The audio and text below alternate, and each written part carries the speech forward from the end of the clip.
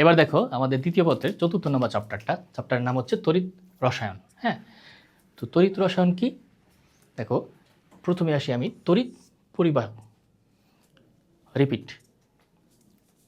আচ্ছা, এবার দেখো, এবার আমাদের দ্বিতীয় পত্রের 4 নম্বর যে চ্যাপ্টারটা আছে সেটা হচ্ছে তড়িৎ রসায়ন। তো এই তড়িৎ রসায়ন চ্যাপ্টারটা আমরা দেখো প্রথমে আছে তড়িৎ পরিবাহী। তড়িৎ পরিবাহী কি, যে সমস্ত এলিমেন্টসের মধ্যে বিদ্যুৎ পরিবাহিত হয়, মানে যার মাধ্যমে বিদ্যুৎ পরিবাহী হয় তাই কি তড়িৎ পরিবাহী, আর যার মাধ্যমে বিদ্যুৎ পরিবহন হয় না তা কি তড়িৎ অপরিবাহী, আর যার মাধ্যমে সামান্য পরিমাণে বিদ্যুৎ পরিবহন হয় তা কি অর্ধপরিবাহী। যেমন ধরো কপার, তারপরে তোমার লোহা, এগুলো কি বিদ্যুৎ পরিবাহী। জার্মেনিয়াম, সিলিকন, এগুলো কি অর্ধপরিবাহী। আর ধরো কাঠ, এগুলো কি অপরিবাহী।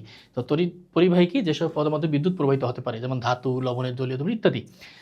এবার দেখো তড়িৎ বিশ্লেষ্য কি। বিশ্লেষ্য কি, যারা গলিত দ্রবীভূত অবস্থায় আয়নিত হয়ে বিদ্যুৎ পরিবহন করে। কি হয়, যেগুলা কি গলিত অবস্থায় বা দ্রবীভূত অবস্থায় আয়নিত হয়, মানে দ্রবীভূত অবস্থায় আয়নিত হয় বিদ্যুৎ পরিবহন করে, তাদেরকে কি বলা হয় তড়িৎ বিশ্লেষ্য। এগুলো উদাহরণ কি কি, সালফিউরিক অ্যাসিড আর সোডিয়াম ক্লোরাইড। এবার দেখো অ্যানোড। অ্যানোড কি আমরা অনেক দেখছি, অ্যানোড ক্যাথোড অনেক দেখছি। এবার আমরা একটু জানার চেষ্টা করি অ্যানোড আর ক্যাথোড কি। অ্যানোডের বিপরীত হচ্ছে ক্যাথোড। দেখো অ্যানোড যা হবে ক্যাথোড হবে তার বিপরীত। অ্যানোড কি করে, অ্যানোডে জারণ ঘটে। তাহলে ক্যাথোডে কি ঘটবে ভাইয়া, ক্যাথোডে ঘটবে বিজারণ ঘটবে। অ্যানোডে ঘরে জারণ আর ক্যাথোডে কি বিজারণ। অ্যানোড কি করে, ঋণাত্মক আয়নকে আকর্ষণ করে, ক্যাথোড কি করে ধনাত্মক আয়নকে আকর্ষণ করে। তাহলে অ্যানোড পাইলাম কি, অ্যানোডে জারণ ঘটে ঋণাত্মক আয়নকে আকর্ষণ করে, ক্যাথোডে বিজারণ ঘটে ধনাত্মক আয়নকে আকর্ষণ করে। অ্যানোড জারণ, ক্যাথোড বিজারণ, অ্যানোড ঋণাত্মক আয়ন, ক্যাথোড ধনাত্মক আয়নকে আকর্ষণ করে। এবার আসো লবণ সেতু। লবণ সেতু কি, দুটি অর্ধকোষের মধ্যে বৈদ্যুতিক নিরপেক্ষতা বজায় রাখে। কি করে, দুটি অর্ধকোষের মাধ্যমে বৈদ্যুতিক নিরপেক্ষতা বজায় রাখে। কি কি ধরো, দেখো এইটা তোমার, ধরো এটা হচ্ছে তোমার দুইটা কি বলে অর্ধকোষ, এর মাধ্যমে ধরো এই জায়গায় তোমার ইলেকট্রন মাইনাস প্লাস আছে, এদের মধ্যে যে তোমার কি বলে, এদের মধ্যে যে তোমার বৈদ্যুতিক নিরপেক্ষতা, হ্যাঁ এটার মধ্যে দেখো এই পাত্র থেকে এই পাত্রে তো আর ইলেকট্রন লাফায় চলে যেতে পারে না।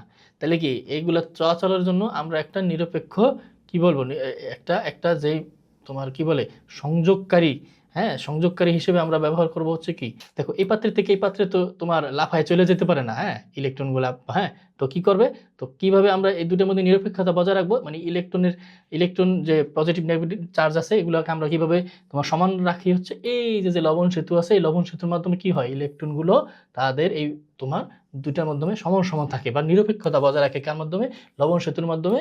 দুইটা অর্ধকোষ বা দুইটা পাত্রের মধ্যে কি হয়, ইলেকট্রন নিরপেক্ষতা থাকে হচ্ছে লবণ সেতুর মধ্যে।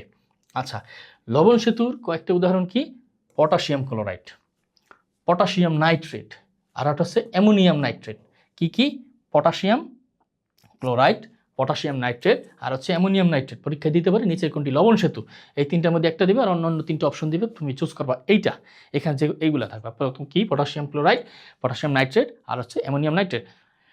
পরীক্ষা এমনও দিতে পারে যে নিচের কোনটি লবণ সেতু নয়, তখন তুমি তিনটা অপশন দিবে যে পটাশিয়াম ক্লোরাইড, পটাশিয়াম নাইট্রেট আর অ্যামোনিয়াম নাইট্রেট, এবং ধরো অন্যটা দিয়ে দিল সালফিউরিক অ্যাসিড। তাহলে কোনটা লবণ সেতু নয়, অ্যান্সার হবে সালফিউরিক অ্যাসিড। হ্যাঁ, এইভাবে তুমি তোমার লবণ সেতুর আসলে পারবা। আচ্ছা দেখো ফ্যারাডের সূত্র কি, ফ্যারাডের প্রথম সূত্র কি, তড়িৎ বিশ্লেষণের সময় কোনো তড়িৎ দ্বারে সঞ্চিত বা দ্রবীভূত পদার্থের পরিমাণ প্রবাহিত বিদ্যুতের পরিমাণের সমানুপাতিক। কি, তড়িৎ বিশ্লেষণের সময় কোনো তড়িৎ দ্বারে সঞ্চিত দ্রবীভূত পদার্থের পরিমাণ, হ্যাঁ কি বলছে, তড়িৎ বিশ্লেষণের সময়, কোন সময়, তড়িৎ বিশ্লেষণের সময় গেল।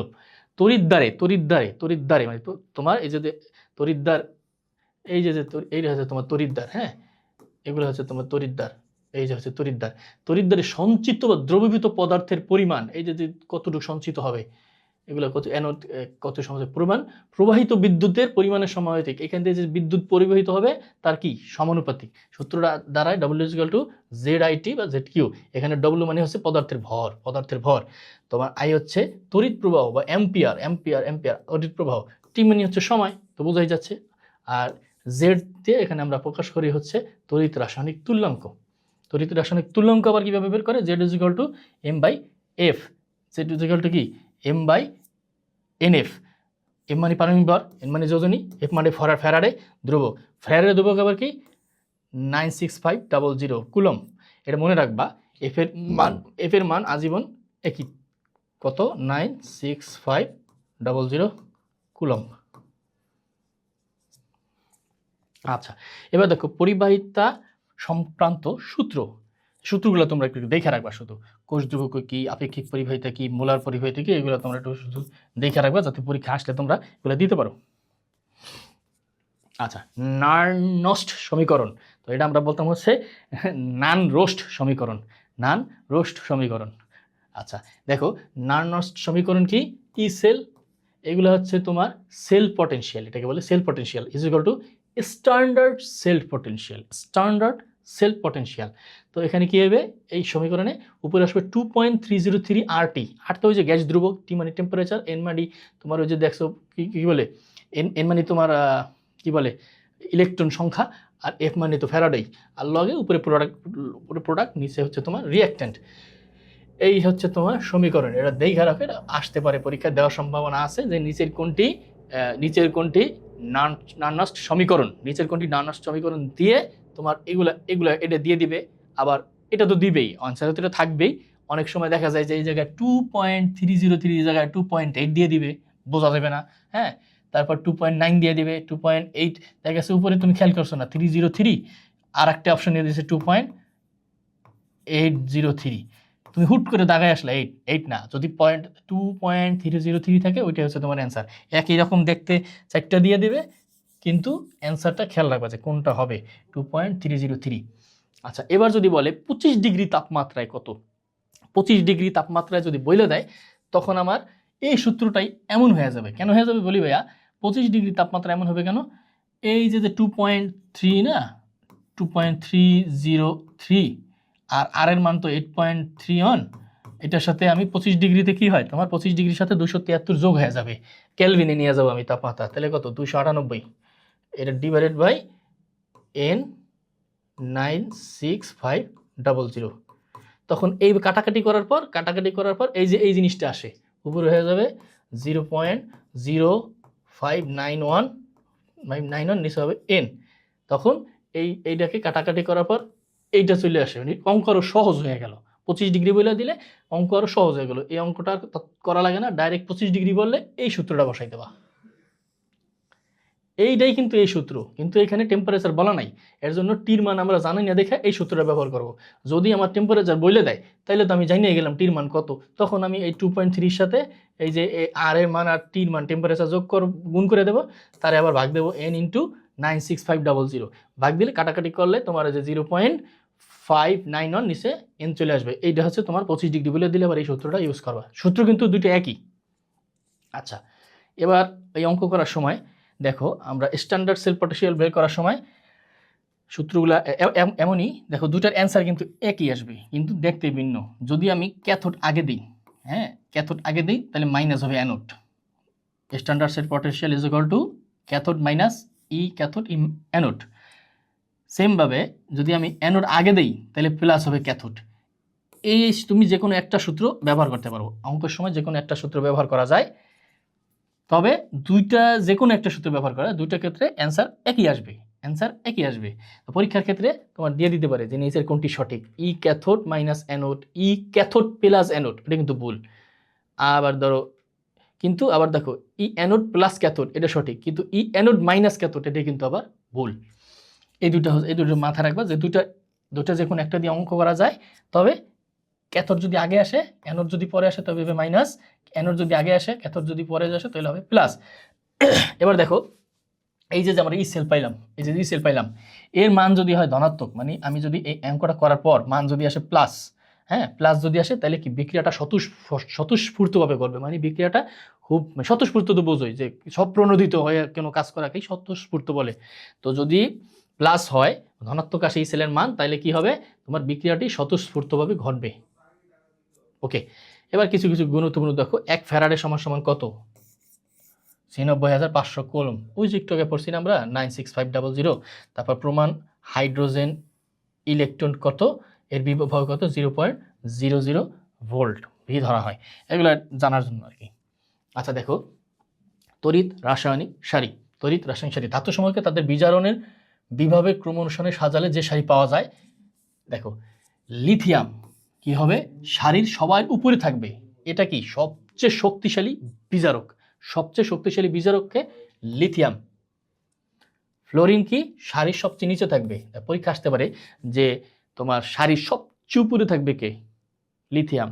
সবচেয়ে শক্তিশালী বিজারক কে, অ্যান্সার কি একই, লিথিয়াম। আবার আসতে পারে সারির সবচেয়ে নিচে থাকবে কে, ফ্লোরিন। তারপরে সবচেয়ে শক্তিশালী জারক কে, ফ্লোরিন। আচ্ছা, এটা মনে রাখা জিনিস, সারিতে যে ধাতু উপরে থাকে সেটি নিচের ধাতুকে তার লবণের দ্রবণ থেকে প্রতিস্থাপিত করতে পারে। অর্থাৎ উপরে যে থাকবে সে তার পরের যেই নিচে যে ধাতুগুলো থাকবে তার লবণ দ্রবণ থেকে প্রতিস্থাপিত করতে পারে। আচ্ছা, তড়িৎ রাসায়নিক কোষের কয়েকটা প্রকারভেদ আছে, মানে কয়েক ধরনের তড়িৎ রাসায়নিক কোষ আছে, তাদের কিছু প্রকারভেদ আছে। কি কি? গ্যালভানিক কোষ, এটা আছে এক ধরনের তড়িৎ রাসায়নিক কোষ, গ্যালভানিক সেল বলে, গ্যালভানিক কোষ বলে। তার কাজ কি? রাসায়নিক শক্তিকে বিদ্যুৎ শক্তিতে রূপান্তরিত করা। রাসায়নিক শক্তিতে বিদ্যুৎ শক্তিকে রূপান্তরিত করে কোন সেল? গ্যালভানিক সেল বা গ্যালভানিক কোষ। প্রশ্ন আসতে পারে গ্যালভানিক কোষ কি করে? 4টা অপশন দিবে, তার মধ্যে থাকতে পারে যে রাসায়নিক শক্তি থেকে বিদ্যুৎ শক্তিতে রূপান্তরিত করে, তারপরে ধরো তোমার বিদ্যুৎ শক্তিকে রাসায়নিক শক্তিতে রূপান্তরিত করে, বায়ু শক্তিকে বিদ্যুৎ শক্তিতে রূপান্তরিত করে। 4টা অপশন দিবে, কিন্তু তুমি তো জানো যে গ্যালভানিক কোষ কি করে? রাসায়নিক শক্তিকে বিদ্যুৎ শক্তিতে রূপান্তরিত করে। আর গ্যালভানিক সেলের বা গ্যালভানিক কোষের এক্সাম্পল হচ্ছে ড্যানিয়েল সেল বা ড্যানিয়েল কোষ। হ্যাঁ, যদি বলে নিচের কোনটি গ্যালভানিক কোষের উদাহরণ বা নিচের কোনটি গ্যালভানিক কোষ, 4টা দিয়ে দিবে, তোমার অ্যান্সার হবে ড্যানিয়েল সেল বা ড্যানিয়েল কোষ।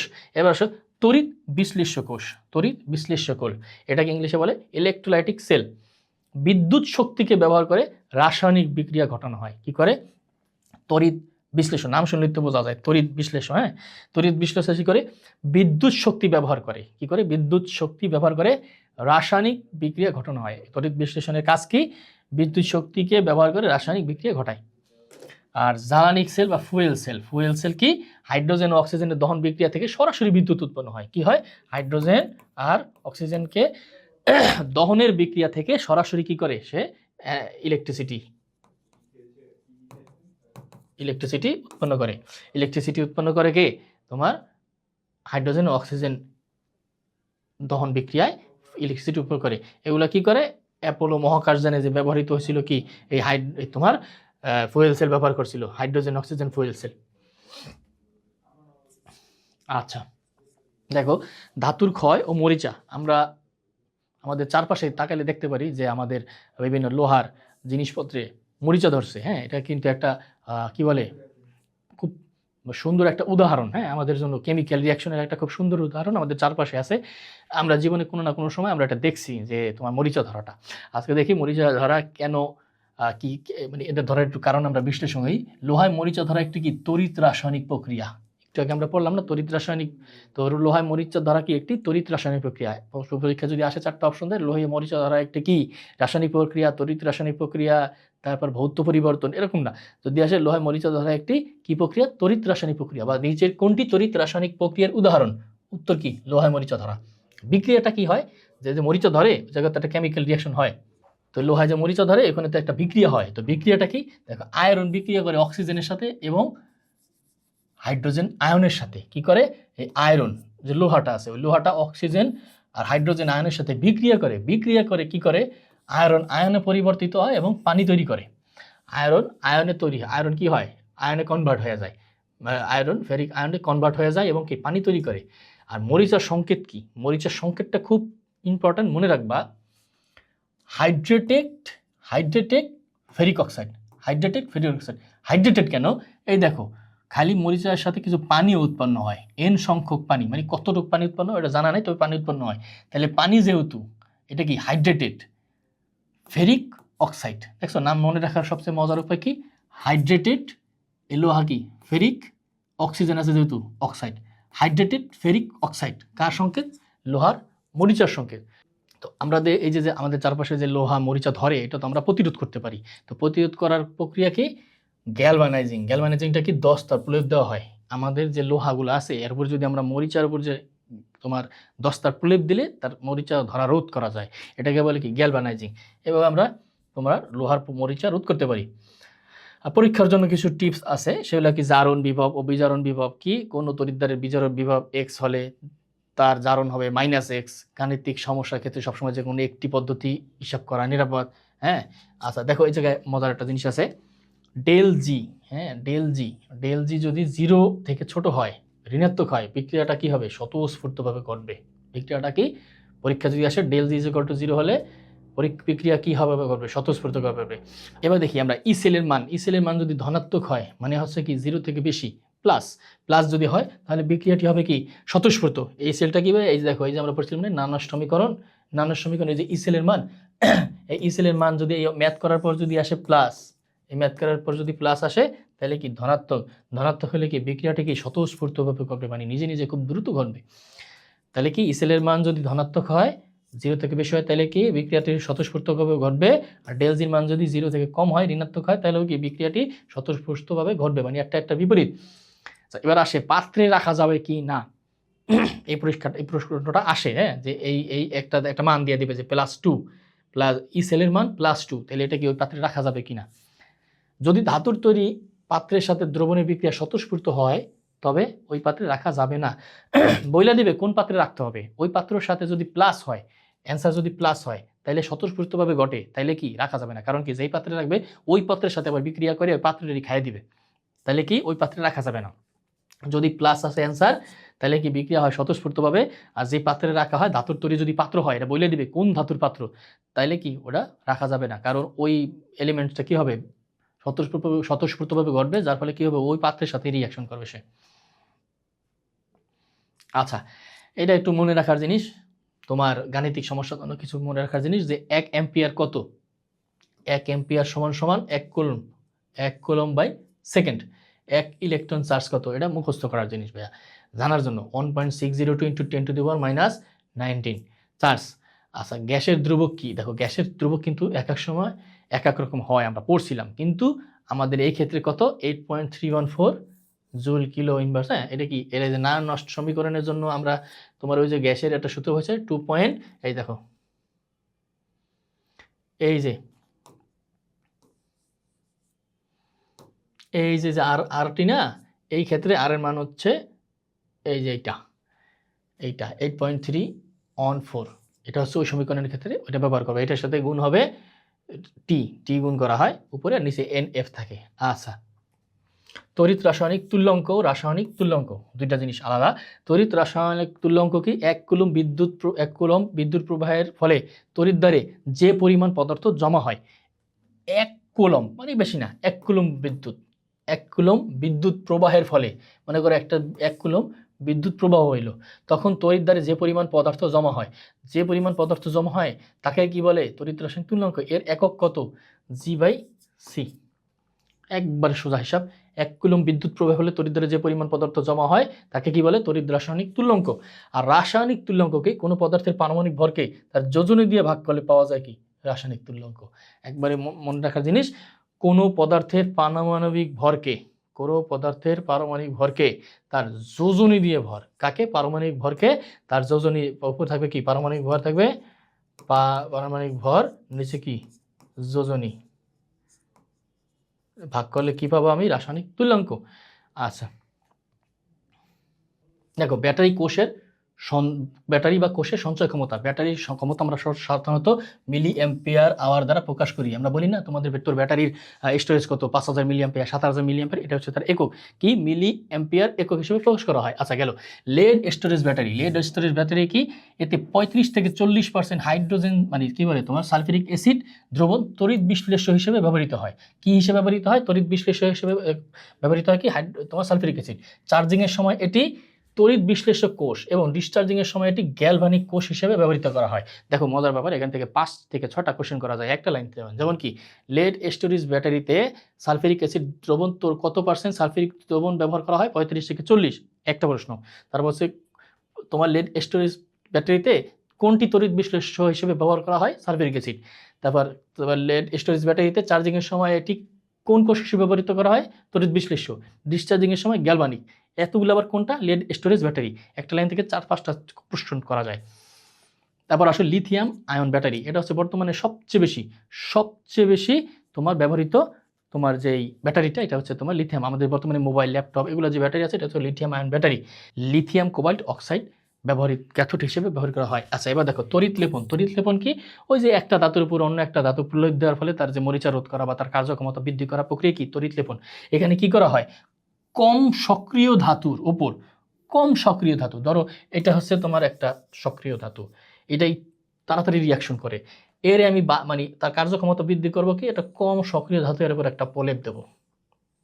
তাইলে কি এই যে আমি একটা পাইলাম, ধরো যে চামচের ক্ষেত্রে, চামচ কি তোমার লোহাটা নষ্ট হয়ে যেতে পারে তাড়াতাড়ি, তার ফলে একটা কি প্রলেপ দেওয়া হয় সক্রিয় ধাতুর উপরে, কম সক্রিয় ধাতু আমি প্রলেপ দেব। আচ্ছা, যে ধাতুর প্রলেপ দিতে হবে তাকে অ্যানোড, যার উপর প্রলেপ দিতে হবে তাকে ক্যাথোড। তাহলে দেখো এইখানে এই যে এইটা কি? ক্যাথোড। যার উপর প্রলেপ দেবো এটা ক্যাথোড, আর যে ধাতু আমি প্রলেপ দেবো তাকে কি? অ্যানোড হিসেবে ব্যবহার করা হয়। সক্রিয় ধাতুর উপর কম সক্রিয় ধাতু প্রলেপ দেওয়া হয়। তাহলে যে ধাতু প্রলেপ দিতে হবে তাকে অ্যানোড, যার উপরে প্রলেপ দিতে হবে, যার উপরে প্রলেপ দেব কি? সক্রিয় ধাতু। এখানে কি হবে? সক্রিয় ধাতু হবে ক্যাথোড, আর কম সক্রিয় ধাতু হবে কি? অ্যানোড। কারণ যার উপরে আমি যে ধাতু প্রলেপ দেবো সে অ্যানোড, যার উপরে প্রলেপ দেবো তাকে আমি ক্যাথোড হিসেবে ব্যবহার করব। আচ্ছা, এবার দেখো গাণিতিক গুরুত্বপূর্ণ টিপস। এক মোল অ্যালুমিনিয়াম আয়ন জমা করতে 3 ফ্যারাডে বিদ্যুৎ প্রয়োজন। এটা হচ্ছে তোমার জানার জন্য, পরীক্ষা যদি আসে, পরীক্ষা এমনি আসতে পারে। 1 মোল অ্যালুমিনিয়াম আয়ন জমা করতে কত ফ্যারাডে বিদ্যুৎ প্রয়োজন? 3 ফ্যারাডে। 1 মোল কপার আয়ন জমা করতে 2 ফ্যারাডে বিদ্যুৎ প্রয়োজন। কত? 2 ফ্যারাডে। অক্সিজেন 1 মোল অক্সিজেন গ্যাস উৎপন্ন করতে 4 ফ্যারাডে বিদ্যুৎ প্রয়োজন। এসটিপিতে 1 ফ্যারাডে বিদ্যুৎ চালনা করতে 11.2 লিটার হাইড্রোজেন গ্যাস উৎপন্ন হয়। এসটিপিতে 1 ফ্যারাডে 1 ফ্যারাডে বিদ্যুৎ চালনা করলে 11.2 লিটার হাইড্রোজেন গ্যাস উৎপন্ন হয়। কোন গ্যাস উৎপন্ন হয়? হাইড্রোজেন উৎপন্ন হয়। কিসে? এসটিপিতে। কততে? 1 ফ্যারাডে বিদ্যুৎ চালনা করলে। এগুলো হচ্ছে তোমার জানবা, এগুলো মুখস্থ ব্যাপার, দেখলে যাতে তুমি পারো যে অ্যালুমিনিয়াম, কপার, অক্সিজেন কোনটা থাকলে কত, 3, 2, 4। হ্যাঁ, আর কিছু গুরুত্বপূর্ণ তড়িৎদ্বারের বিভব, হ্যাঁ, এগুলো জানিয়ে রাখো যে যদি জিঙ্ক থাকে, এটা পরীক্ষা আসতে পারে যে জিঙ্ক আয়ন থাকে তখন তার বিভব কত হবে, তড়িৎদ্বারের বিভবটা কত হবে? -0.76। আয়রন থাকলে -0.44, কপার থাকলে +0.34, সিলভার থাকলে 0.8 প্লাস। এবার দেখো, একটু আগে আমি পড়াইছিলাম যে প্লাস থাকলে কি তারা সক্রিয় মানে স্বতঃস্ফূর্তভাবে ঘটে। তাহলে এই দুটাকে এই জায়গার, এই দুটাকে এই জায়গার, মানে এই দুটাকে এই জায়গার, এই দুটা হচ্ছে এই জায়গায় তোমার স্বতঃস্ফূর্তভাবে ঘটবে। এই যে এই দুটা একটু আগে পড়াইছিলাম না?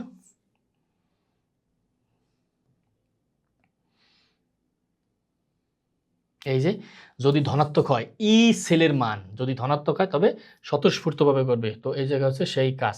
এই যে হচ্ছে তোমার এই যে ধনাত্মক হয়েছে মান, তার মানে কি এই দুটা স্বতঃস্ফূর্ত, এই দুটা কি স্বতঃস্ফূর্ত না। আচ্ছা দেখো, এবার এই অধ্যায়ের কিছু আমরা বিগত সালে প্রশ্ন দেখি যে লবণ সেতুর প্রধান কাজ কি? লবণ সেতুর প্রধান কাজ হচ্ছে বৈদ্যুতিক নিরপেক্ষতা বজায় রাখা। মানে দুইটা যে কোষ আছে তার মধ্যে যে নিরপেক্ষতা, বৈদ্যুতিক একটা বেশি একটা কম আছে, এটা না, সে করবে কি? বেশিটা থেকে কমটাই নিয়ে যাবে, নিয়ে কি করবে? সে বৈদ্যুতিক নিরপেক্ষতা বজায় রাখবে। লবণ সেতু আয়নের চলাচলের মাধ্যমে চার্জ জমতে দেয় না। আর দ্বিতীয় কি? 25 ডিগ্রি তাপমাত্রায় নার্নস্ট সমীকরণের ক্ষেত্রে ধ্রুবক কি? ধ্রুবক হচ্ছে তোমার 0.051। এই যে এইটা অ্যান্সার, এটাকে দেখাইছিলাম না যে যদি 25 ডিগ্রি দিয়ে দেয় তাহলে কি হবে? এই দেখো, এই যে তোমার নার্নস্ট সমীকরণে এই দেখো 2.303, এটা তোমার তো দেওয়াই আছে। হ্যাঁ, তাইলে কি এই যে এইটা হবে অ্যান্সার 0.0591। কেন হয়েছে এটাও তো বলে দিছি। এই দেখো 2.303 ইন্টু 8.314 ইন্টু, যেহেতু 25 ডিগ্রি বলে দিছে, তা 25 ইন্টু 273 যোগ করলে এটা তো ক্যালভিনে চলে আসবে। হ্যাঁ, 298 হয় তোমার ক্যালভিন। তখন উপরে এটা চলে যাবে, নিচে এন থাকবে 96500। হ্যাঁ, তখন এগুলা গুণ করে এটা দিয়ে ভাগ দেবো, তাইলে তোমার নিচে এই যে উপরে আসবে এইটা আসবে 0.0591, নিচে থাকবে শুধুমাত্র এই এনটা থেকে যাবে। তখন এর জন্য বলছে যে অ্যান্সারটা তোমার 0.059। তো আজকের মতো এই পর্যন্তই, আবার দেখাবো তোমাদের কেমিস্ট্রি নতুন অ্যান্টিবায়োটিক নিয়ে। ততদিন পর্যন্ত আমাদের সাথেই থাকো। ধন্যবাদ। আসসালামু আলাইকুম।